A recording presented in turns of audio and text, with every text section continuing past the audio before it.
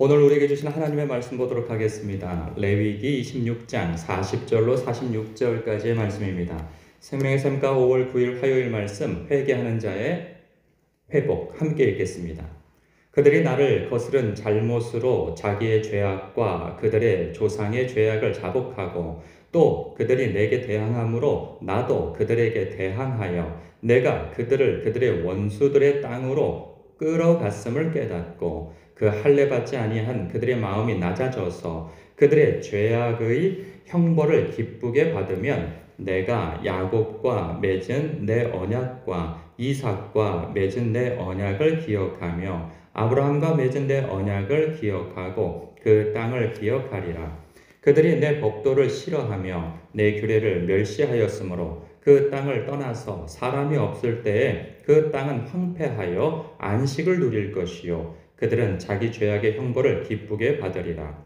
그런즉 그들이 그들의 원수들의 땅에 있을 때에 내가 그들을 내버리지 아니하며 미워하지 아니하며 아주 멸하지 아니하고 그들과 맺은 내 언약을 폐하지 아니하리니 나는 여호와 그들의 하나님이 됨이니라.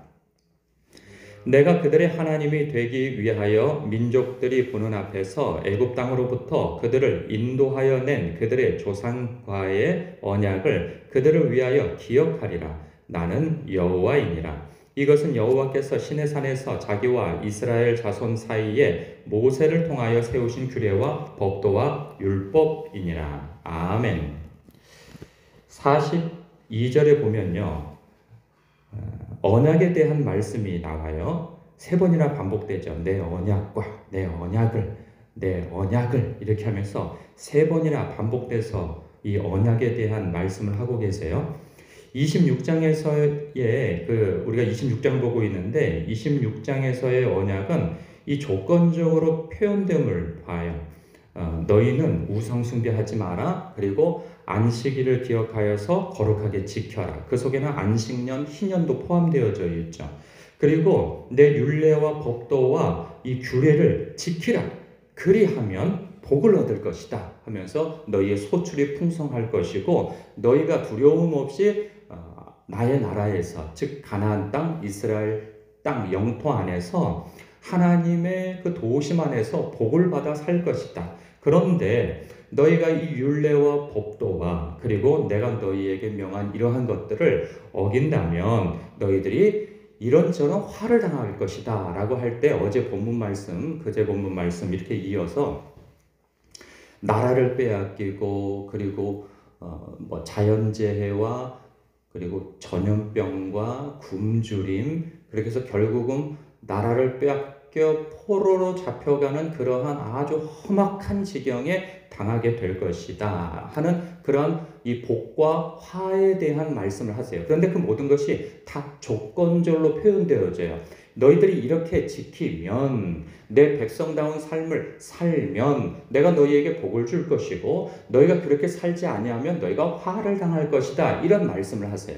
그러면 이 하나님께서 하나님의 백성과 맺은 이 언약이라고 하는 것은 이런 약속인 거죠. 너희가 그러니까 이런 거죠. 결론적으로 얘기하면 나는 너희의 하나님이 되고 너희는 내 백성이 될 것이다 라는 말씀이에요. 그러면 이런 거죠.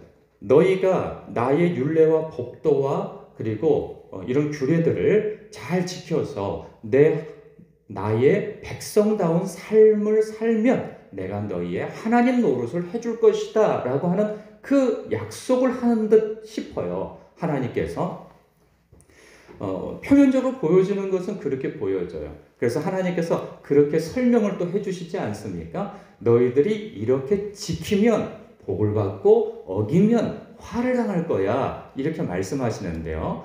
그런데 사실 역사적으로 보고 그리고 하나님께서 오늘 하신 말씀을 토대로 해서 보면 마치 우리가 뭘 잘하면 하나님께서 복을 주시고 그리고 우리가 못하면 하나님께서 화를 주시는 이 단순 구조로서 하나님께서 우리를 다루실 것 같은데 실상은 그렇지가 않아요.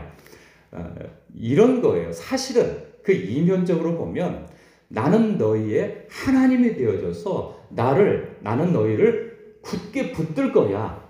내가 너희를 붙잡은 손을 결코 놓지 않을 거야. 이런 말씀을 하세요. 이것이 곧 하나님의 신실하심입니다. 하나님께서 자기가 택한 백성에 대하여서 이런 신실하심을 가질 거라는 거예요. 그래서 결론적으로 45절에 보면 내가 그들의 하나님이 되기 위하여 민족들이 보는 앞에서 애굽 땅으로부터 그들을 인도하여 낸 그들의 조상과의 언약을 그들을 위하여 기억하리라. 하나님께서는 먼저 기억하신다는 거예요. 내가 너희들과 너희 조상 때부터 맺은 언약을 내가 신실히 지킬 것이다. 하나님께서는요, 사실 아브라함을 그 42절에서 아브라함과 야곱과 이삭을 언급시키지만 그들이 뭘 잘해서 하나님 앞에 복을 받거나 택함을 받은 게 아니에요. 하나님께서 그들을 택하셔서 일방적으로 약속하셨어요. 내가 너희의 하나님이 될 것이고 너희의 후손들의 하나님도 될 것이라는 말씀을 하세요. 그리고 내가 그들을 내 백성 삼을 것이다. 이렇게 약속을 하십니다. 그래서 결국은 그 약속을 지키세요.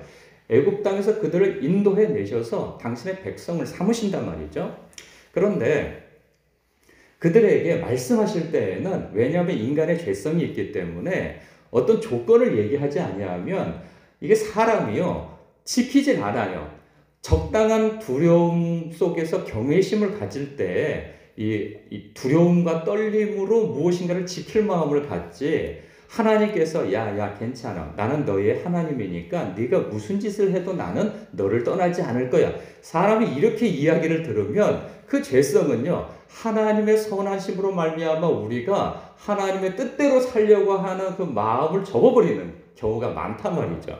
그래서 하나님께서 조건절을 말씀하세요. 그런데 하나님께서 일하시는 것을 보면 그 조건대로 일하시지 않는다는 것을 봐요. 무엇을 보면 알 수 있냐면 보세요. 40절에 보면 그들이 나를 거스른 잘못으로 자기의 죄악과 그들의 조상의 죄악을 자복하고 또 그들이 내게 대항함으로 나도 그들에게 대항하여 내가 그들을 그들의 원수들의 땅으로 끌어갔다는 거예요. 그런데 그것을 그들이 깨닫고 하나님께서 우리의 잘못을 아시고 징계하시는구나. 그래서 그들 마음에 돌아가자. 하나님께 돌아가자 하는 마음을 갖고 그것을 깨달았을 때 그 할례받지 아니한 그들의 마음, 즉 할례받았다는 것은 하나님의 백성이라는 표식이죠. 그런데 표식은 있는데 하나님의 백성다운 삶을 살지 않아요. 그런데 그들이 고난과 어려움을 당함을 통하여서 그들의 마음이 부드러워졌다는 거죠. 그래서 내가 하나님의 백성다운 백성의 표식은 있으나 백성다운 삶을 살지 않았구나. 즉 내가 예수를 믿는다 하여서 교회를 다니지만 하나님의 말씀의 통치를 받으며 예수님의 주되심을 인정하며 살지 않았구나 라고 하는 그런 마음이 낮아져서 그들의 죄악의 형벌을 기쁘게 받으면 여러분 생각해 보세요. 이게 하나님 앞에 징계를 받았을 때 그들이 뭘 깨달았으면 그 지경까지 갔을까요? 그렇지 않았어요. 그런데 징계를 받을 때 나라를 빼앗기고 포로의 삶을 살면서 하나님께서 우리를 이렇게 징계하시구나, 무섭게 징계하시구나 하면서 깨달았을까요? 깨달아서 버틸까요? 그렇지 않아요. 어쩔 수 없으니까 그 시간들을 견뎌낼 수밖에 없는 거예요. 그래서 그들은 그것을 70년 동안 견뎌냅니다. 견뎌낼 수밖에 없어요. 근데 그 과정 속에서 어쩔 수 없이 깨닫겠죠. 그것을 43절에 동일하게 표현하세요. 그들이 내 법도를 싫어하며 내 규례를 멸시하였으므로 그 땅을 떠나서 사람이 없을 때 그 땅은 황폐하여 안식을 누릴 것이요 그들은 자기 죄악의 형벌을 기쁘게 받으리라. 그들이 기쁘게 받지 않아요.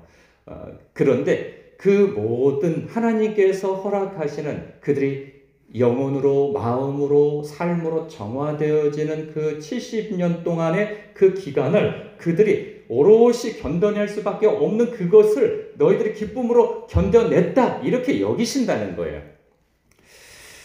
그랬을 때 그들의 원수들의, 즉 44절을 말씀드리고 있는 거예요. 그런즉 그들이 그들의 원수들의 땅에 있을 때 내가 그들을 내버리지 아니하며 미워하지 아니하며 아주 멸하지 아니하고 그들과 맺은 내 언약을 폐하지 아니하리니 나는 여호와 그들의 하나님이 됨이라. 하나님께서 보세요. 그들의 원수들의 땅에 있을 때 내가 그들을 버리지 않는다는 거예요. 그리고 미워하지 아니하고 아주 멸하지 아니하여서 그들과 맺은 내 언약을 폐하지 아니하리니. 그 언약이 뭐예요? 사실 이면에 이런 거예요. 어떤 처음에는 표면적으로 조건적으로 말씀하신 것 같으나 내가 너를 붙든 손을 결코 놓지 않을 것이다. 이것을 내가 내 언약을 나는 지켜낼 것이야. 너희들이 어떻게 하든 나는 그걸 지켜낼 거야. 그 말씀을 하고 계시는 거예요. 우리가 하나님 앞에 그 손을 뿌리치고 나는 내 멋대로 살 거예요 라고 그렇게 하여서 멋대로 산다 할지라도 하나님 편에서는 그 붙잡은 손을 결코 놓지 않으시겠다는 거예요. 그게 하나님의 신실하심입니다. 그런데 이것은요, 얼핏 들으면 굉장히 은혜롭습니다. 그리고 감사하죠. 아, 하나님께서 나를 포기하지 않으셔? 감사해라. 그런데 그 감사함 이면 속에서는요, 두려움이 있는 거예요. 그 과정 속에. 왜? 하나님께서 그 사람 채찍과 인생 몽둥이를 들어서라도 생명의 길로, 참 살 길로 인도해 가신다는 거예요. 당신의 택한 백성을 절대로 놓지 않으신다는 그 하나님의 결단이, 그리고 그 열심이 감추어져 있는 표현인 거예요. 그래서 이 말씀은요, 지혜가 있는 자는 듣고 빨리 돌이키라는 거죠. 그리고 하나님의 그 크신 사랑에 반응하여 내가 너희를 사랑하니 너희도 나를 마땅히 사랑하는 것이 옳지 아니하냐, 그 하나님의 호소와 같은 것입니다. 여러분, 이 말씀 속에서 우리는 표면적으로 보면 내가 이렇게 잘하면 하나님께서 이런 복을 주시고 못하면 하나님께서 이런 화를 주시는구나. 그러니 나는 하나님 앞에 이렇게 저렇게 해야지, 이렇게 되어지면 함정에 빠져요. 그 신앙이 율법이 되어져 버려요. 잘하면 잘하는 대로 늘 하나님께서 나에게 이렇게 해주신다고 하셨는데 왜 안 해주시지? 이러한 상실감을 갖게 되어지고, 내가 어떤 삶에 조금 고통이 있으면은 하나님께서 나를 치시나? 하나님께서 나를 벌 주시나? 이렇게 단세포적으로 생각한단 말이죠. 그런데 그렇지 않다는 거예요. 하나님께서는 우리를 택하셨을 때, 이미 죄인 되었을 때 하나님께서 당신 독생자를 내어주심으로 우리를 택하신 거예요. 그리고 우리를 구원하신 거고 자녀 삼으신 거예요. 그렇기 때문에 하나님께서 우리를 이렇게 백성 삼으시고 자녀 삼으실 때에는 어찌하든지 우리를 영화로운 자리, 저 천국으로 우리를 인도하시기 위해서 그 붙잡은 손을 놓지 아니하시고 끌고 가신다는 그 하나님의 결단이 담겨 있으니, 지혜로운 자는 하나님 앞에 매맞기 전에 하나님 앞에 순종하여 복된 길로 가라는 거예요. 그러니까 결단코 하나님께서 포기하지 아니하신다는 그 결심이 이 안에, 이 말씀에 담겨져 있음을 우리는 발견할 수 있어야 합니다. 핵심은 그 크신 하나님의 사랑입니다. 우리를 붙잡은 손을 결코 놓지 아니하시는 그 신실하신 하나님을 바라보며 하나님의 말씀의 통치, 주님의 주되심을 인정하며 하나님이 나를 얼마나 사랑하시는가, 그 사랑에 반응하여 하나님을 사랑하며 신앙하는 저와 여러분이 더욱 되시길 주님의 이름으로 축복합니다. 기도하겠습니다.